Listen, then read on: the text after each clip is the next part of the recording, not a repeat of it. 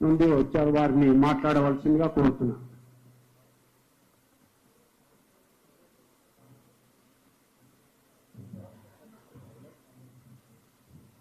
ప్రభుత్వ బడుల మూసివేత పైన విద్యా పరిరక్షణ కమిటీ నిర్వహిస్తున్నటువంటి రౌండ్ టేబుల్ సమావేశానికి ఉద్యమాభినందనలు. అధ్యక్ష, పెద్దలకు, మిత్రులకు. మిత్రులారా, మేము నిన్న మొన్న అరుణోదయ సాంస్కృతిక సమాఖ్య సాంస్కృతిక శిక్షణ శిబిరంలో ఉన్నాం. పిల్లలకు బడులు మొదలైతాయి. ఈ లోపల కనీసం అసలు ఈ మధ్య వస్తున్నటువంటి ట్రెండ్ ఎట్లా కొనసాగుతుంది, ఏం జరుగుతుంది సమాజంలో అనేటువంటి విషయాలపైన కొంత అవగాహనను కల్పిస్తూనే కొంత డప్పు, పాట తదితర కార్యక్రమాలు అక్కడ ఉండగానే లక్ష్మీనారాయణ అన్న ఫోన్ చేశారు.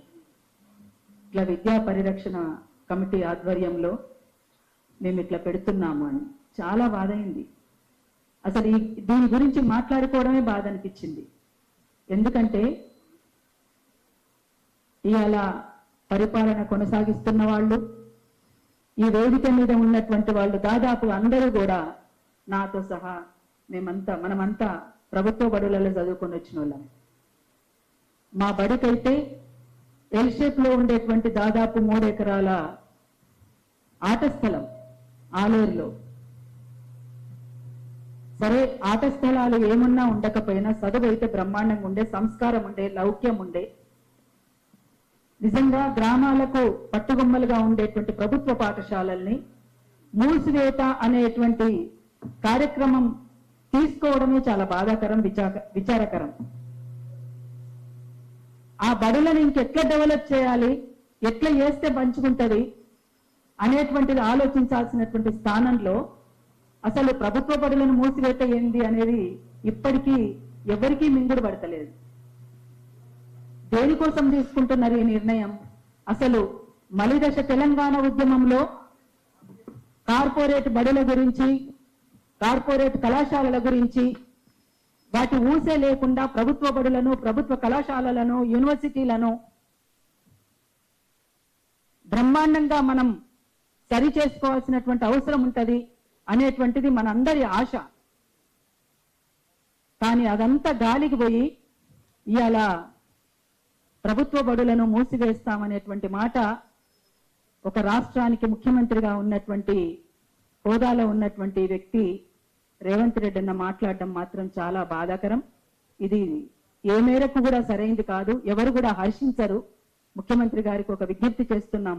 అరుణోదయ సాంస్కృతిక సమాఖ్య నుండి, అట్లనే ఈ మలిదశ తెలంగాణ ఉద్యమంలో ఒక కీలక భూమిక పోషించినటువంటి వాళ్ళంగా మేమందరం కూడా విజ్ఞప్తి చేస్తా ఉన్నాం. వెంటనే దీన్ని వెనక్కి తీసుకోవాల్సిందిగా కోరుతా ఉన్నాం. మొన్న మధ్యనే మేము పోయిన నెల, ఇప్పుడే సార్కు చూపించిన నేను, పోయిన నెల 3వ తారీఖు మునగాల దగ్గర వెలిదండ గ్రామం ఉంది ఒకటి. ఇక్కడే ఉన్న నాగన్న వచ్చిండు, నేను పోయినాను. మొన్నటిదాకా అందులో ఆకునూరు మురళి గారు ఉన్నారు, ఇప్పుడు ఆయన కూడా వచ్చారు. అందరం వాళ్ళ గ్రామానికి సంబంధించినటువంటి పాఠశాలను అభివృద్ధి చేసుకోవడానికి ఒక కమిటీని వేసుకొని ఆ స్కూల్ నుంచి చదువుకుని ఎంతమంది ఎక్కడెక్కడ ఉన్నారో అందరికీ కూడా ఫోన్లు చేయడము, కలవడము అంతా చేసి దాని డెవలప్మెంట్ కోసం కొంత డబ్బులను కూడా సమకూర్చి దాని అభివృద్ధి కోసం వాళ్ళు కృషి చేస్తుంటే, ఆ రకంగా గ్రామాలే ముందుకు వస్తున్నటువంటి సందర్భంలో వీటిని మూసివేస్తామని చెప్పేసి మాట్లాడడం అసలు ఏ మేరకు సరైంది అనేటువంటిది, అసలు ఇంతకుముందు అన్న మాట్లాడినట్టు ఎవరు సలహాలు ఇస్తున్నారు, ఎవరు సూచనలు ఇస్తున్నారు వారికి, ఇది అసలు అర్థం కాని పరిస్థితి. అందుకనే ఇది తప్పనిసరిగా గ్రామాలలో ఉన్నటువంటి ప్రజలందరూ కూడా రోడ్ల మీదకి రావాల్సినటువంటి అవసరం ఉంది. మన బడులను మనం కాపాడుకోవాలి. ఆ కాపాడుకోలేకపోతే అసలు కింది స్థాయి వాళ్ళకెవరికి కూడా, గ్రామాలలో ఉండేటువంటి వాళ్ళకందరికీ విద్యను దూరం చేయడమే. దీంట్లో ఉన్నటువంటి అర్థం ఏంటనంటే ఇంకా వాళ్ళందరికీ దూరం చేయడం విద్యని. ఒకవైపున విద్యా వైద్యం అనేటువంటిది ఖచ్చితంగా అందరికి అందించాల్సినటువంటి సమయంలో విద్యను ఇంకా దూరం చేయడము అనంటే అసలు ఎటువైపు పోతున్నాం మనం అనేటువంటిది ఒక్కసారి ఆలోచించుకోవాలి. అందుకనే ముఖ్యమంత్రి గారు వెంటనే దీన్ని వెనక్కి తీసుకోవాల్సిందిగా విజ్ఞప్తి చేస్తూ, అరుణోదయ సాంస్కృతిక సమాఖ్య నుంచి మొదటి నుంచి కూడా విద్యా పరిరక్షణ కమిటీ నుంచి మేము ఉన్నాము, ఎప్పటికీ ఉంటాం. మీరే కార్యక్రమం తీసుకున్నా మేము తప్పనిసరిగా విద్యా పరిరక్షణ కమిటీకి మేము ఉంటామని చెప్పేసి మరొకసారి తెలియజేస్తూ, దీన్ని అంటే ఈ స్కూల్ అభివృద్ధికి సంబంధించినటువంటి దాంట్లో ఆ సందర్భంలో రాసినటువంటి పాటని మేము ముందు పాడి ఇప్పుడు వినిపిస్తాం. పాడొచ్చండి అధ్యక్ష?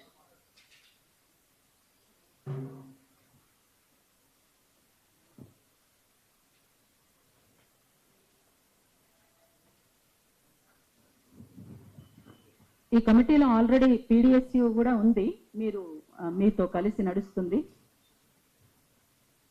అసలు వీళ్ళందరికి కూడా అసలు ఈ ఏజ్ లో వీళ్ళకు నిజంగా ఎంత కష్టం అండి బయటికి రావడము పోవడం ఇదంతా. ఇక్కడ తెలంగాణలో ఉన్నటువంటి టీచర్లను ఈ మేధావులను కూర్చోబెట్టి ఒక్కసారి మాట్లాడితే కదా తెలిసేది.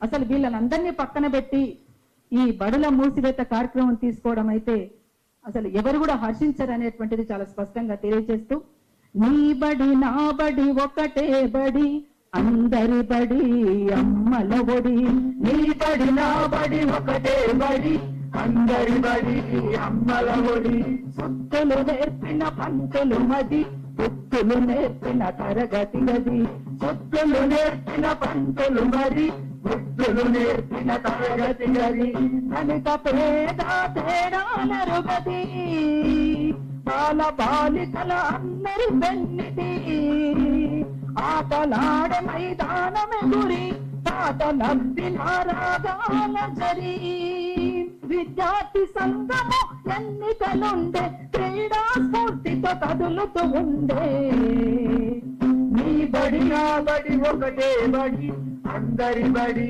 అమ్మల ఒడి, నేర్పిన పంతులు మది బుద్ధులు నేర్పిన తరగతి గది, కులాలు ఉన్న భేదాలెరుగని తరగతి గదిలో కలుసున్నాం, తరగతి గదిలో కలుసున్నాం, తరగతి గదిలో కలుసున్నాం, ఆ మతాలు ఉన్న భేషజమెరుగని మనుషులుగానే నిలుచున్నాం, మనుషులుగానే నిలుచున్నాం, మనుషులుగానే నిలుచున్నాం, ప్రభుత్వ బడిలో చదివిన వాళ్ళం ప్రభుత్వాలనే ఏలుతున్నారు, ప్రభుత్వ బడిలో చదివిన వాళ్ళు ప్రభుత్వాలనే ఏలుతున్నారు, శ్రమతో పాఠం నేర్చిన వాళ్ళం జ్ఞాన జ్యోతులై వెలిగిన వాళ్ళం, శ్రమతో పాఠం నేర్చిన వాళ్ళం జ్ఞాన జ్యోతులై వెలిగిన వాళ్ళం, జ్ఞానమెక్కడున్నా గాని ఉద్యమించడం నేర్చుకున్నాము, నీ బడి నా బడి ఒకటే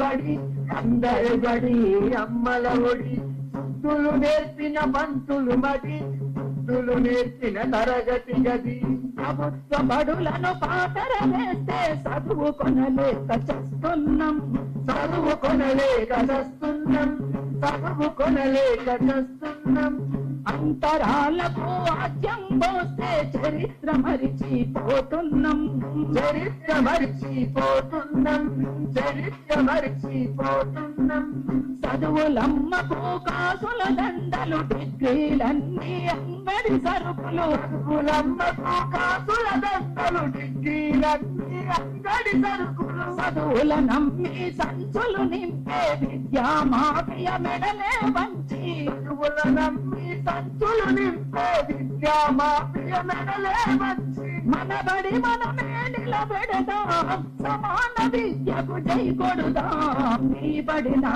బడి ఒకటే బడి ఒకటే బడి ఒకటే బడి, అమ్మా నాన్నల ఆశల ఒడి ఆశల ఒడి ఆశల ఒడి, మన బడి మనమే నిలబెడదాం సమాన విద్యకు జై కొడదాం, మన బడి మనమే నిలబెడదాం సమాన విద్యకు జై కొడదాం, సమాన విద్యకు జై కొడదాం, సమాన విద్యకు జై కొడదాం. ఈ అవకాశం ఇచ్చిన ఈ వేదికకు మరొకసారి ఉద్యమాభినందన తెలియజేస్తున్నాను. థ్యాంక్ యూ అన్న.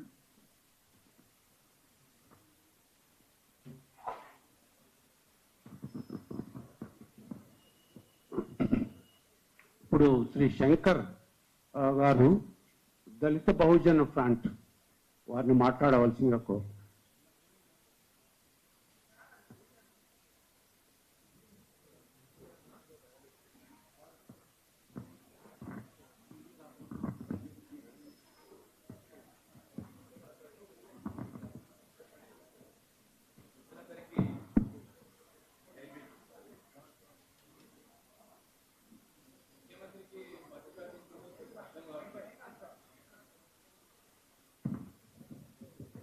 ముఖ్యమంత్రి ఇంతకుముందు ఛార్జ్ పెట్టి అడిగా ముఖ్యమంత్రి ఏం చదువుకుండని అడిగితే మా పీడిఎస్ మహేష్ చూసిండు, ఆయన బిఏ చదువుకుండంట. మరి ఆయన ఎట్లా చదువుకుండు బిఏ? ఊర్లో స్కూల్ ఏంది? ఆయన కూడా ఒక గ్రామీణ ప్రాంతం నుంచే వచ్చిండు ఊరికెళ్ళి.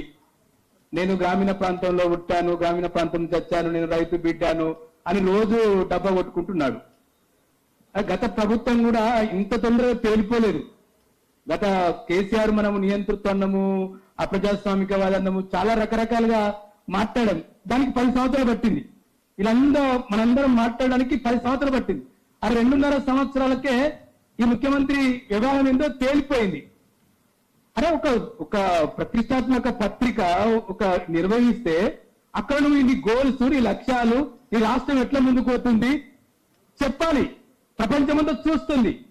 అటువంటి ఒక సమావేశంలో, ఒక మీడియా సమావేశంలో బరిదగించి అంటే నేను ఏం మాట్లాడినా వెళ్తుంది అంటే రోజు ఆయన భాష ఉంది కదా, నేను తొక్కుంటా పోతా, అట్లా పోతా, ఇట్లా పోతా మాట్లాడుతూ అట్లనే మాట్లాడినాం. పాపం ఆయన నాకు ఇంకా అర్థమవుతుంది కానీ ఆయన ఆవేశంతో మాట్లాడినాం అనిపిస్తుంది నాకు. కాబట్టి ముఖ్యమంత్రి తన మాటలను వెంటనే ఉపసంహరించుకోవాలి. లేదు నువ్వు పోల్చుకున్నావు హిట్లర్కి ఏం గతి పట్టిందో ప్రపంచానికి తెలుసు. నీకు కూడా ఆ గతి పట్టడానికి చాలా తక్కువ కాలం అనేది తేలిపోతుంది. మనం హిట్లర్ అవుతావా లేకపోతే నిజంగానే ఈ తెలంగాణ అంటే చైతన్యం గడ్డ, తెలంగాణ అంటే ఒక ప్రజాస్వామ్యము, తెలంగాణ అంటే రాజ్యాంగాన్ని గౌరవిస్తాం. ఇటువంటి రాష్ట్రానికి నువ్వు ముఖ్యమంత్రి ఉండి ఇంత అన్డెమోక్రటిక్ గా, ఇంత బరిదేపుగా నువ్వు స్కూల్ చేసినాక నువ్వు ముఖ్యమంత్రి ఎందుకు? అసలు ఈ పదవి అవసరమా? ఈ రాష్ట్రానికి నువ్వు ముఖ్యమంత్రి అవసరమా? ఇంకెవరి పరిపాలిస్తావు నువ్వు? అంటే ఆ ఇబ్రాహీంపట్నం చుట్టూన్న ఫ్యూచర్ సిటీ పేరుతోటి ఉన్న భూములని కొట్టేస్తారండి అన్నదమ్ములంతా? లేదా హైదరాబాద్ అంతా కొట్టేస్తావా? ఇప్పటికే మిలిటరీ అంతా ఆ భూములంతా అటు ఇటు మారుస్తావు నువ్వు. అంటే ఈ పదవి అందుకోసమా? అదే నీకు ఒక మంచి అవకాశం వచ్చింది చిన్న వయసులో. ఇంతమంది మేధావులు నీకు సూచనలు సలహాలు ఇచ్చారు, ఎప్పుడు పడితే అప్పుడు నీకు సూచనలు ఇచ్చారు. ఆదిలాబాద్ పోయేమో అమ్మల దగ్గర అభయం తీసుకుంటాడు. నాకు అభయం ఇవ్వండి మీరు, నేను అంటే ఏంటంటే వాళ్ళు మీ పిల్లలు బాగా చదివిపియండి అని ఒక అభయం తీసుకున్నాడు. అరే వారం రోజులు తిరగలే, నువ్వు నిర్మల్ పోయొచ్చి ఆదిలాబాద్ ఆదివాసీలతోటి మాట్లాడొచ్చి వారం రోజులు తిరగముందే నీ మైండ్ మారిపోయిందంటే నీకు పవన్ కళ్యాణ్ పెద్దగా తేడా అనిపిస్తుంది. నిజంగానే మతి ప్రేమించి మాట్లాడుతున్నాడు ముఖ్యమంత్రి గారు. ఉపసంహరించుకో తన వ్యాఖ్యలను. నేను పెద్దలందరూ ఒకటే రిక్వెస్ట్ చేస్తున్నా, ఉద్యమం అన్నాం కదా సార్, ముఖ్యమంత్రి ఇంటికి నడతాం. పాపం ముఖ్యమంత్రికి ఆఫీస్ లేదు, ప్రజాభవన్ ఉపయోగించట్లేదు, అప్పుడప్పుడు సెక్రటరీకి వస్తాడు. ఆయన బంజారాయిల్స్ ఆ ఇంటనే పరిపాలన చేస్తున్నాడు. ఆయన ఇంటి దగ్గర నడుస్తాం సార్. ఓ అరగోపాల్ సారు, డిఎన్ఆర్ సార్ నడిచిన తర్వాత ఇంకా ముఖ్యమంత్రి ఏ తల పెట్టుకుంటాడు? ఒక డేట్ పెట్టి ఆ ఇంటికి నడుచుకుంటావై నీకు కాగితం ఇస్తావు. నువ్వు మాట్లాడినావు కదా 23,000 పాఠశాలలు తీసేస్తా ఉన్నావు కదా, ఆ 23 పాఠశాలను అట్నే ఉంచుతావా లేకపోతే నువ్వు ముఖ్యమంత్రి పైకి రాజీనామా చేస్తావా? ఒక సింగిల్ ప్రశ్న తోటి పోదాం సార్. Thank you.